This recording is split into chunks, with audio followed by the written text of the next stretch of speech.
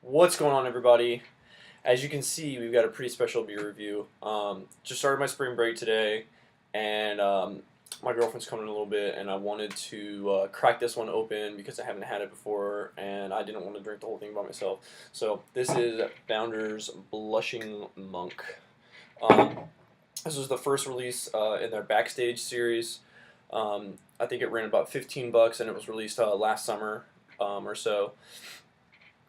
And basically, the deal with this one is, well, it's the first time I think that they've released in these big 750 milliliter bottles. But they used to have a raspberry beer called Rubaeus, I think that's how it's pronounced. And then so this is basically an imperial version of that beer, and this is so this one has 4 times the amount of raspberries as that one, and it's got a Belgian yeast strain.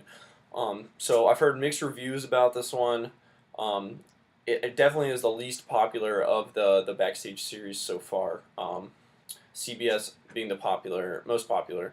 But I was able to find one bottle of this last July, and then I found another bottle in September. So they still had it's still available in like some various places. But I'm really excited to try this one. I'm gonna go ahead and get into it. Let's go to normal Founder's cap.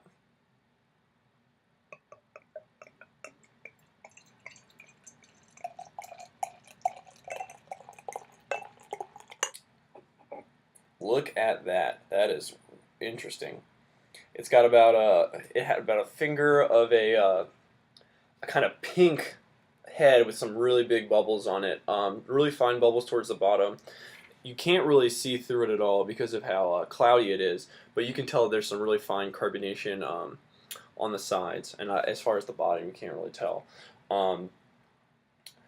It looks brown from a distance, but when you hold it up to the light, you can kind of tell that it's like a dark pink, like magenta kind of a color, just like the color of I guess like raspberry juice.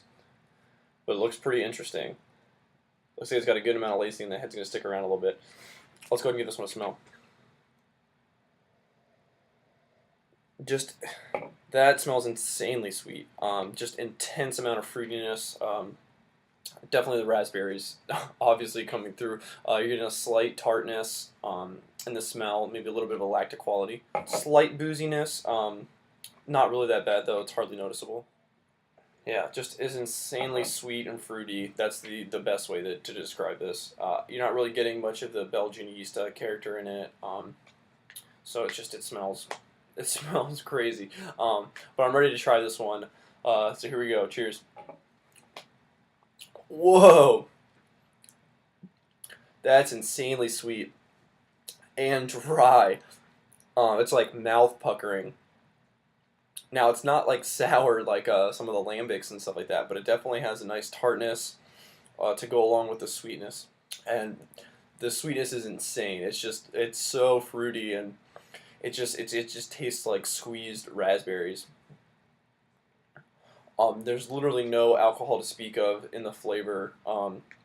Yeah, so this is just intense amount of sweetness. All right, so I'm gonna sip on this one for a little bit longer, and then I'll give you guys my final verdict. All right, everybody, I'm back. I've been sipping on this one for a little bit longer, and I got to go with an A on this one. I'm gonna go with a 92.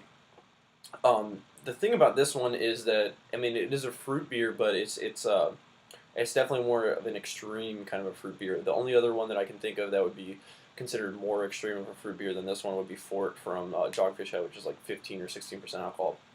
But 9.2% alcohol, it's incredibly hidden behind all the sweetness and the tartness in this one. But it doesn't taste artificial or anything like that. It's just got a great, authentic raspberry flavor, and it's really good. If you guys can trade for it, or if you guys have it, it's definitely worth trying. I mean, there's no way I could be able to drink this whole bottle by myself because of all the sweetness, but I could definitely see myself drinking 12, 15 ounces of this.